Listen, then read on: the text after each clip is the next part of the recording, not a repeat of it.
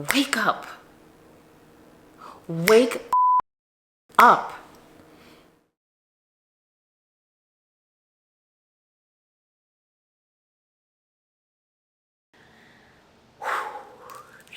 Hey, shake it off, girl.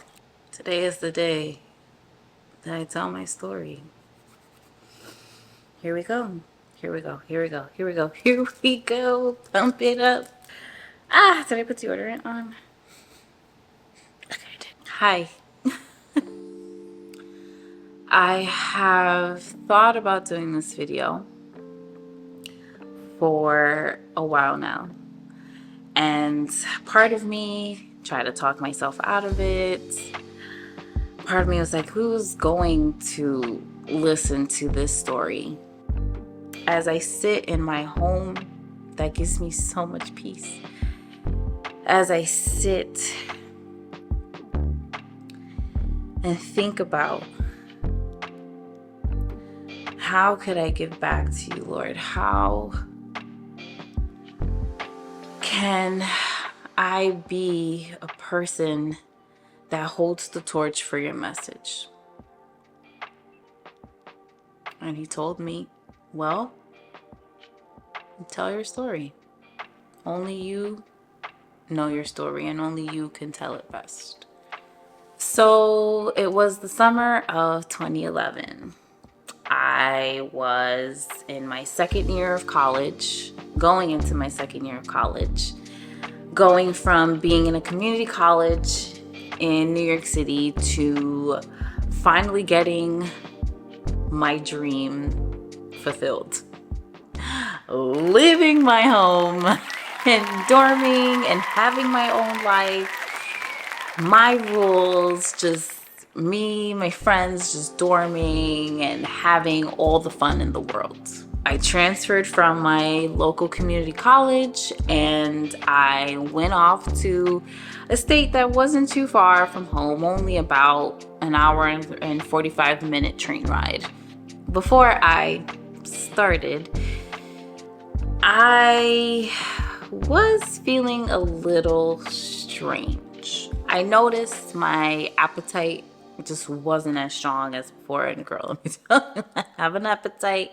I love food. I just love food, and we're working on it. You know, we worked out this morning, okay? But I noticed I didn't have an appetite, and I was like, oh, okay, you know, whatever. But then I noticed that I started to lose weight, but I was losing this weight a little more rapidly with little to no effort. Again, all right, I'm being blessed with the losing weight. Okay, you know, I'm not gonna complain there. Then I started to listen to my body a little bit more because all of a sudden I noticed something uncomfortable in my groin area. And to the eye, you didn't see anything, but to the touch, there was a bit of a lump. I said, okay, it's probably an infection. I just need antibiotics. Okay, cool. Then school started. Okay. I moved in.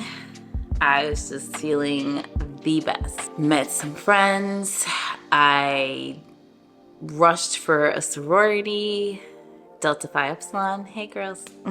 I was feeling great. I was feeling hopeful. I was feeling free, like, oh, this is my new life.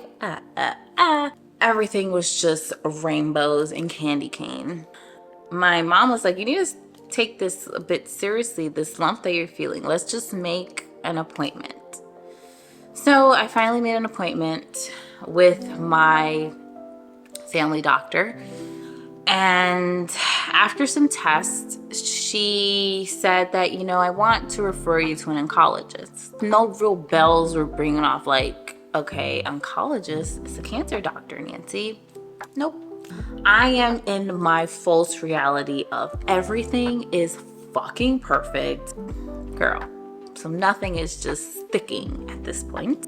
I finally see an oncologist, and by this time, I have noticed that I feel, again, nothing to the eye, but to the touch, I feel a lump on my collarbone, near my collar, right between the collarbone and where your neck ends. They then want to test the lump I have in my groin. So they basically take a syringe and they pull whatever fluid is in that lump. After about a week or two later, and this is memory trying to serve me right. After about a week or two later, they give me a call and say, there was nothing that came through with the test, and we need to test the one that's in your neck. But with this one, we need to kind of cut a piece out. And I said, cut a piece of what? Where? Okay, again, nothing's really alarming to me. I'm just like, this is just antibiotics. I just need antibiotics. I'm done. And I can continue on with college life so I can finally just graduate on time and yada, yada, yada. For some reason, I am not in the room with my sister, but I'm in the waiting area with my mom. And I guess the doctors are telling my sister something, and she finally comes back into the waiting area, and I'm looking at her. She's like, we'll talk when we get home. So we get home, and it's evening time, and I remember just standing in my room with my sister. And I'm looking at her like, hello? Like, what's the big, tell me what's going on. She's like, do you want the good news or the bad news? Well, and I'm usually approached with this question. I like the bad news first, and then the good could kind of lift my spirits back up. That's kind of how I measure it. And I said, well, give me the bad news. She's like, okay. You have cancer. And after the came out of her mouth, my ears everything was just like, my knees got weak. No speech was coming out of my mouth. And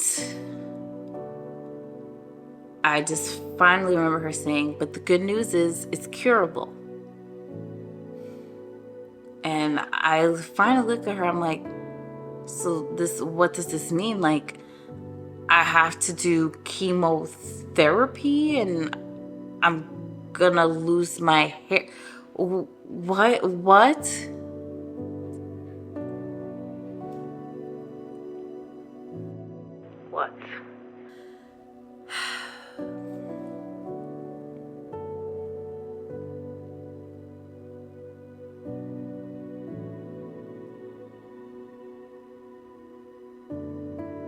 So after my diagnosis, I met with several doctors to figure out the best course of action to get this head on.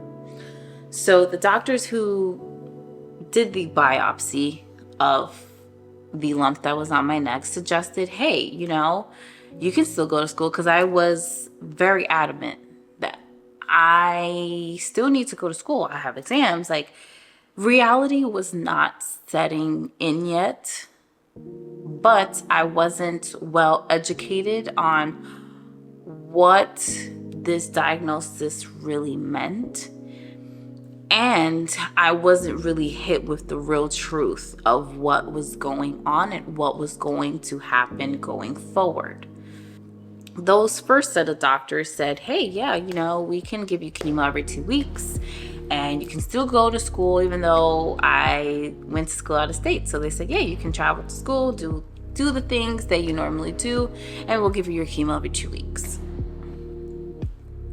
My sister then said, hey, I'm going to make a few appointments to see a few other doctors and go from there. So the first doctor we saw was Dr. Hospital that was nearby my home. So doing chemo was going to be a bit easier. But after I saw this doctor, he barely even looked at me. He just treated me like another patient on his list for the day.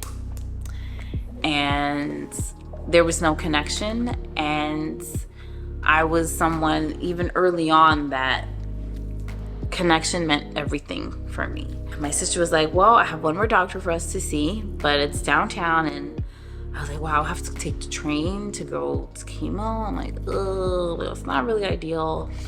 But I was like, you know what? Let's just go. Let me just hear what they have to say. So I met with the doctor. He said, honey, you are not stage 2 or 3, which is what my first set of doctors told me, which is why they told me I can come in every 2 weeks. He said, you're stage 4, and come over here. Let me show you something. He showed me my scans, and he said, whatever you see glowing is where the cancer is.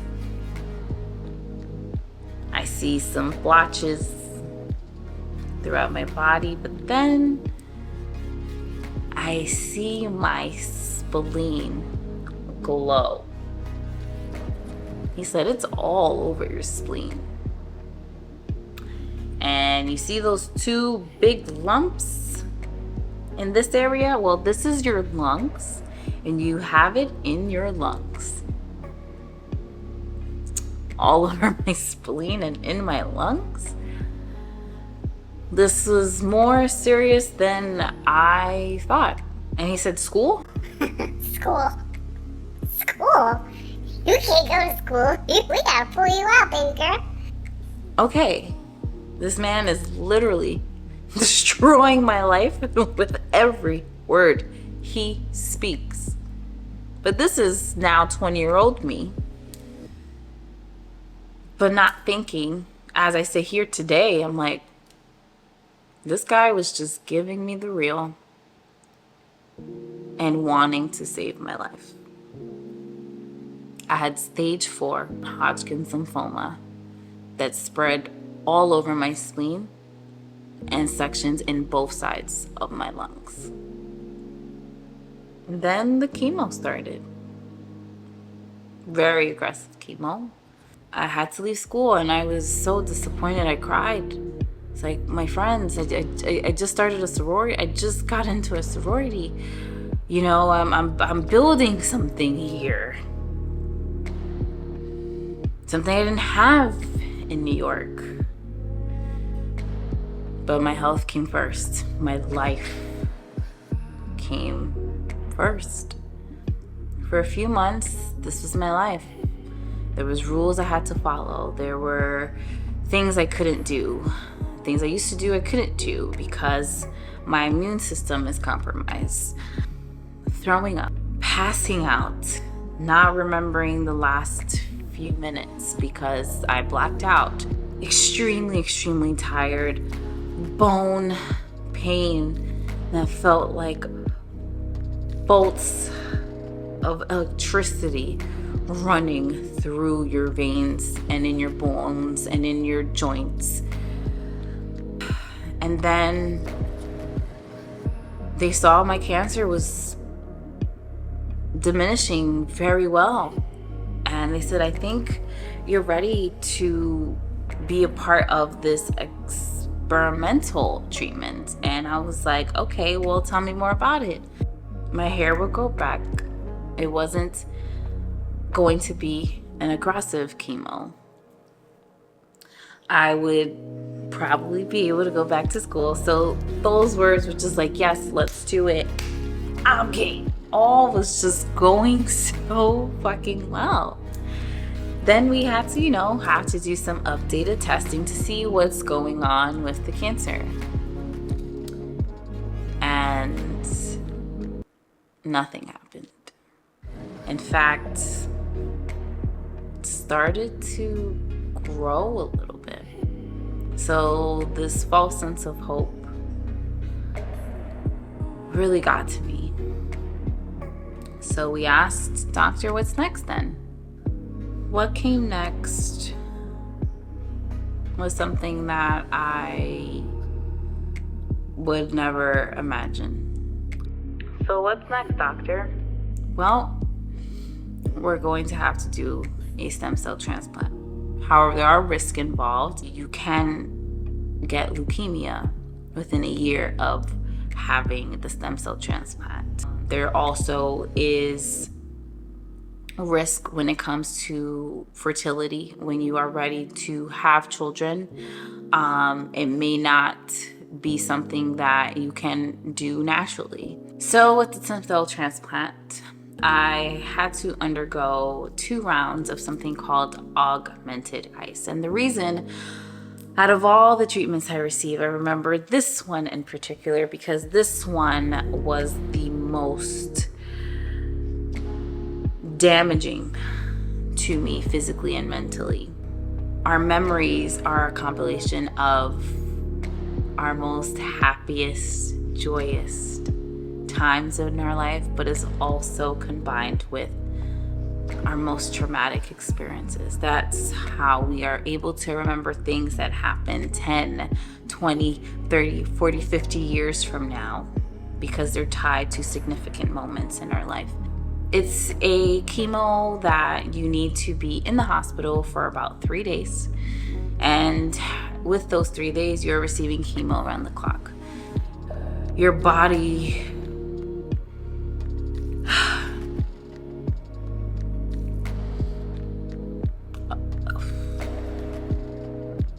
my body went through so many changes. The pain that I felt days after being released from the hospital, I wouldn't wish that pain to my worst enemy.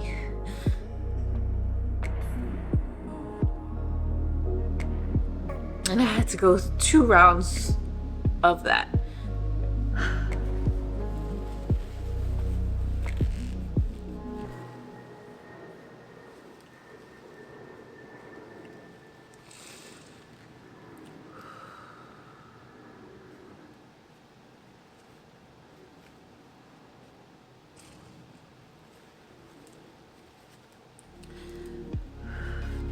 After those 2 rounds, the cancer is gone. There's nothing in sight on the scans. So we are ready to collect our healthy white blood cells, because when the time is right, those cells will be administered back into our bodies to then build our bodies back up. With that, you're in the hospital for about a month, and for me, this was December of 2012. It's now a full year since I've been diagnosed, and now we're getting towards the end of the finish line. And this is just one last thing that I have to do. You're quarantined. Anyone who enters the room needs to wear a mask and gloves. You are on a special floor where anything and everyone is in their own bubble, in their own incubator. And what a month. In that month, I almost died because I had an accident. Totally my fault. But I had an accident, and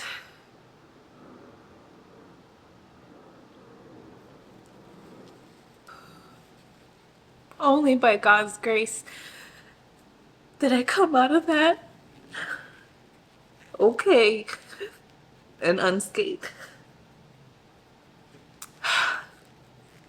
My favorite holiday, Christmas, I spent it in a hospital. It was so hard for me, 21, finally an adult, and I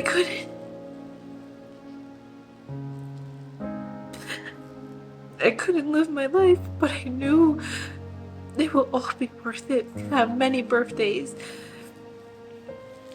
from that point on, and by the grace of God, I did. And I'm now 33. And I'm here telling my story. What made it so real for me and just made me think about my life with a different scope was one of my nurses. She came in checking my vitals. She told me the floor above me were cancer patients who were babies that just came out of their mother's wombs, who were born with cancer. There's a shift that happens in your mindset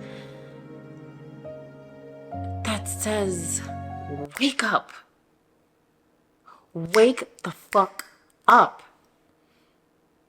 Yes, what you're going through is tough and it's hard and it's something you wish that never would have happened. But there are people who don't get to have the life that you've lived and will continue to live. So be fucking grateful that you have a chance at life again. So don't fuck it up. Don't waste it. That shift hit me quick. That shift hit me with the quickness. And I said, okay, God, I am here, alive and well, telling my story. And this is why I need to walk in my purpose. Because something I didn't have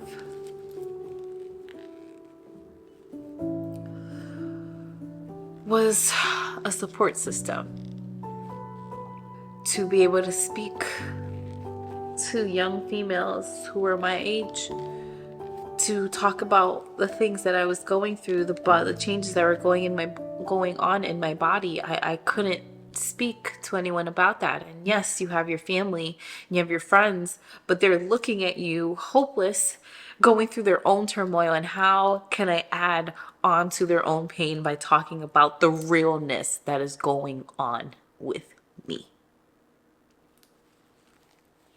So when I thought about my purpose last month, and I thought about all the things I didn't have, I didn't have a support group. At the time, I had a YouTube channel. And when I first started YouTube, I started about a year or two before my diagnosis. And I was teaching makeup. And back then, well, YouTube was just for vlogging and being a beauty guru. And I said, I want to be a beauty guru. I want to be a beauty guru because I loved everything beauty and makeup and fancy. When I got diagnosed, this was during my YouTube journey. So I was like, well, I am bald. I don't have any eyebrows. I have no lashes. I need to teach myself how to do these things. And as I was teaching myself, I was teaching my viewers. And it became my bit of an escape. I was pulled away from school, I was pulled away from my friends, so I needed people to talk to. And having a YouTube channel back then, I would say, saved my life and my sanity. Because I had an outlet. I was able to keep myself busy, keep my mind busy, to not just sink into this depressiveness of this is my life and you're in pain and you look like this and you don't have this and you don't have that. And that was just my escape. What I did wish was that I had a community to actually talk about the things that I was experiencing. I wish There were groups for young adults who were experiencing cancer. Last year, I realized after going through therapy, there were a lot of things I suppressed when it came to that time in my life. There were things that were unresolved. There were traumas that I never spoke about. You know, I had a beauty channel at the end of the day, so it wasn't I wasn't going on there talking about my cancer journey. You know, I think I've made maybe 2-3 videos talking about what I was going through, but having some type of sisterhood, having that relatability, having opportunity to share stories with other young adults, other young females that were going through what I was going through would have helped me tremendously to deal with the things that I needed to deal with. So after speaking with my therapist, after speaking to God, I realized I have to start a group for young females experiencing cancer or who are in remission, giving them a sense of community, mirrors, and a safe space. This is something that I'm being called to do, and this is something that I'm going to stand 10 toes on, because this is something I wish I had. This is something I wish I had over 10 years ago. So I have created the shift with her in mind. A safe space and a community for you, for cancer patients, for cancer survivors, and frankly, for anyone who has a loved one who is going through this or may have lost someone who went through this and just need an outlet. I love you all who are listening. And I was hesitant about putting this out because I was like, well, what makes you so special, Nancy? Why is anyone going to listen to you? And I had no answer for any of those questions. All I knew is that there's someone out there who's currently in treatment or who has just stepped in, who has shifted into remission and are lost and need hope. Please leave me a comment. Let's talk. Let's get to know each other. Let's build this community for each other. You are one of a kind. Only warriors could walk through this path. And even when you're weak, we are here to be that support, to